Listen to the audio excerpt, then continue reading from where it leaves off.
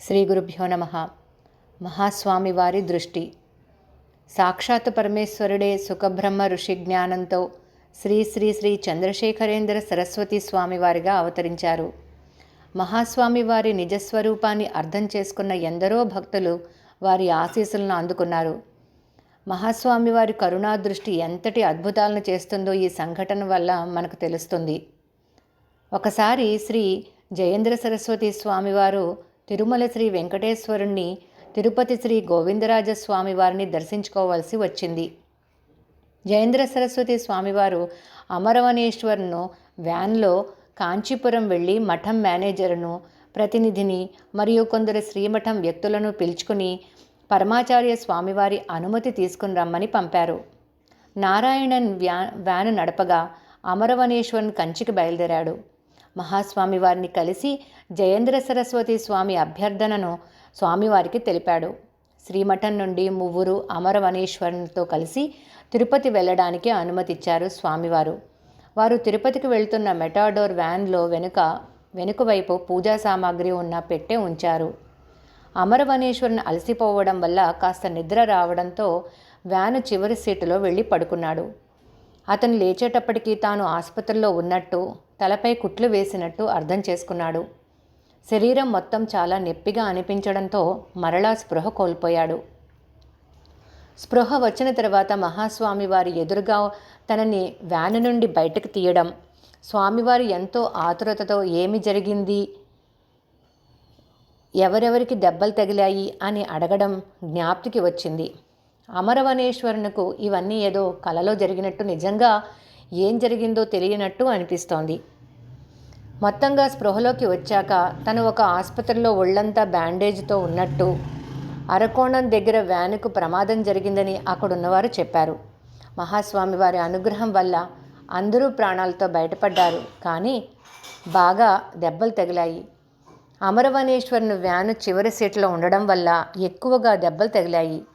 ప్రమాదం జరిగిన చోట ఉన్నవారు అందరినీ ప్రభుత్వ ఆసుపత్రికి తరలించగా అక్కడ వారికి ప్రథమ చికిత్స చేసి మరొక వాహనంలో కాంచీపురానికి తీసుకుని వచ్చారు.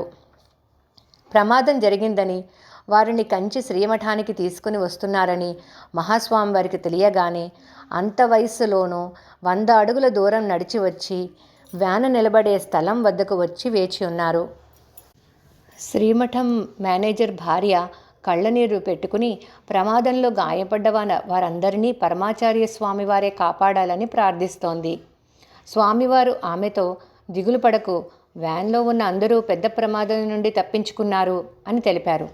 వ్యాను రాగానే మహాస్వామి వారు ప్రతి ఒక్కరి క్షేమం అడిగి తెలుసుకొని చికిత్స కోసం వెంటనే వారిని మిషన్ ఆసుపత్రిలో చేర్పించమని అధికారులను ఆదేశించారు. అమరవనేశ్వరుని ప్రమాదంలో ఎక్కువగా గాయపడ్డాడు. ఎడమవైపు భాగం చాలా దెబ్బతిన్నది. ఎడమవైపు ముఖం బాగా వాచిపోయింది. తలలో ఎడమ నుదురుపై పెద్ద పెద్ద దెబ్బలు తగిలాయి. అరకోణంలో ప్రథమ చికిత్స చేసినా తన ఎడమవైపు శరీరంలో స్పందన లేదని గ్రహించాడు. కాళ్ళు చేతులు కూడా కదపలేకపోతున్నాడు. అతనికి తగిలిన దెబ్బల ప్రభావాన్ని డాక్టర్లు కూడా సరిగ్గా అంచనా వేయలేకపోతున్నారు. కొంతమంది అతను ఇక నడవలేడని అంటున్నారు. బహుశా వెన్నెముకకు దెబ్బ తగలడం వల్ల అతను కాళ్ళు చేతులు కదిలించలేకపోతున్నాడేమో అని డాక్టర్లు అనుమానిస్తున్నారు. అమరవనేశ్వరుని పరిస్థితి చూసిన డాక్టర్లు అతను బహుశా కోమాలోకి వెళ్తాడు, లేదంటే ఒకవైపు చచ్చుబడిపోతుందేమో అని భయపడుతున్నారు. మరుసటి రోజు ఉదయం అమరవనేశ్వరుని స్పృహలోకి రాగానే తను ఈ శరీరాన్ని వదిలేస్తాడేమోనని చాలా బాధపడ్డాడు. తన దురదృష్టానికి చింతిస్తున్నాడు. వైద్యనాథ స్వామి అయిన పరమాచార్య స్వామి వారి శిష్యుడైన అమరవనేశ్వరన్ తనకు తానే ఓదార్చుకుని తనను మహాస్వామి వారి వద్దకు తీసుకుని వెళ్ళమని బంధువులను, స్నేహితులను కోరాడు. అతని పరిస్థితిని, దెబ్బలను చూసిన వారు అతన్ని ఆసుపత్రి నుండి బయటకు తీసుకుని వెళ్ళడానికి భయపడ్డారు. కానీ అమరవనేశ్వరుని నిర్ణయంలో మార్పు లేకపోవడంతో అతన్ని శ్రీమఠానికి తీసుకుని వచ్చి హాల్లో పడుకోబెట్టారు.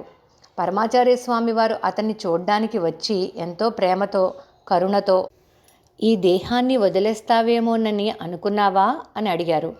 ఉదయం అతను మనసులో అనుకున్న మాటే స్వామివారి నోటి నుండి రావడం చూసి అంతటి బాధలో కూడా అమరవనేశ్వరుని స్వామివారి మాటలకు ఆశ్చర్యపోయాడు.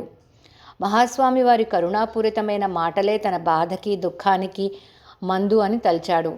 దిగులు పడకు, అంతా సర్దుకుంటుంది అని అభయం ఇచ్చారు స్వామివారు. మరలా సాయంత్రం అమరవనేశ్వరును శ్రీమఠానికి తీసుకుని వచ్చి పరమాచార్య స్వామి వారి ఎదురుగా పడుకోబెట్టారు. అమరవనేశ్వరుని తీసుకుని వచ్చిన వారిని అతని ఆరోగ్యం గురించి అడిగారు. మీరు మోసుకునే వచ్చారా? అతను నడవలేడా? సరే, కొద్దిసేపు ఇక్కడే పడుకోబెట్టండి అని అడిగారు స్వామివారు. స్వామివారు అమరవనేశ్వరుని కాసేపు ప్రేమగా చూసి ఆశీర్వదించారు. 10 నిమిషాల తర్వాత అతన్ని పక్కన ఉన్న గదిలో తీసుకుని వెళ్ళమని పడుకోబెట్టమని చెప్పారు. మరుసటి రోజు ఒక అద్భుతం జరిగింది. దాదాపు చలనం లేని అమరవనేశ్వరుని ఎడమ భాగంలో కొద్దిగా మార్పు కనబడసాగింది. అతి కష్టంతో కాళ్ళు చేతులు కదపగలుగుతున్నాడు. సాయంత్రం స్వామివారి దర్శనానికి తీసుకుని వెళ్లేవాళ్లు రాకపోవడంతో అమరవనేశ్వరుని తనంత తానే లేచి నిలబడి చేతులతో గోడను పట్టుకుని స్వామివారు కూర్చున్న చోటకు వచ్చి కూర్చున్నాడు. అలా తనే లేచి నడవడం తనకు ఆశ్చర్యం కలిగించింది. ఇంతటి అద్భుతాన్ని చేసిన సాక్షాత్ వైద్యనాథుడైన మహాస్వామివారు ఏమీ ఎరుగునట్టు అమాయకంగా, నీ అంతటి నీవే నడవగలుగుతున్నావా? మంచి పురోగతి అని అడిగారు. ఇంకా ఎక్కడెక్కడ నొప్పిగా ఉందని అమరవనేశ్వరుని అడిగి లోపలికి వెళ్ళి పడుకోమని చెప్పారు స్వామివారు. 4 రోజుల పాటు అమరవనేశ్వరుని స్వామివారి దర్శన అనుగ్రహ ఆశీస్సులను పొందాడు. క్రమంగా మొహం వాపు తగ్గిపోయింది, చూపు మెరుగయ్యింది. అమరవనేశ్వరుని కోలుకోవడం ఇతరులకు స్పష్టంగా కనబడుతోంది. ముక్కులో చీలిక మానిపోయింది. స్కానింగ్కని అమరవనేశ్వరును చెన్నై తీసుకెళ్తే అక్కడి వైద్యులు అమరవనేశ్వరును చూస్తుంటే చాలా ఆరోగ్యంగా కనబడుతున్నాడు, అమరవనేశ్వరునికి స్కానింగ్ అవసరం ఏముంది అని అన్నారు. ప్రమాదం తర్వాత డాక్టర్లు ఇచ్చిన రిపోర్ట్స్ చూసి అంతటి ప్రమాదానికి గురి అయిన వ్యక్తి ఇంత త్వరగా కోలుకోవడం అసాధ్యం అని అన్నారు. అటువంటి ప్రమాదం నుండి బయటపడడానికి కనీసం 4 నెలలు పడుతుందని వారి అభిప్రాయం. స్వామివారిపై అత్యంత భక్తితో కృతజ్ఞతతో 4 రోజుల పాటు స్వామివారు తనని ఎలా అనుగ్రహించారో తెలిపాడు అమరవనేశ్వరన్. అందుకు ఆ వైద్యుడు, మామూలుగా మేము రోగికి చికిత్స చేసి అది సఫలం అవ్వడానికి మహాస్వామివారి ఆశీస్సులను కోరుతాము. కానీ నీ విషయంలో సాక్షాత్ ఆ వైద్యనాథుని అవతారమైన పరమాచార్య స్వామి వారి చికిత్స చేసిన తర్వాత మాలాంటి కేవల వైద్యుల అవసరం నీకు లేదు అని తెలిపారు. అమరవనేశ్వరుని సంపూర్ణ విశ్వాసంతో స్వామివారికి శరణాగతి చేశాడు కాబట్టి స్వామివారి అనుగ్రహ ఆశీస్సులతో అంత త్వరగా కోలుకున్నాడు.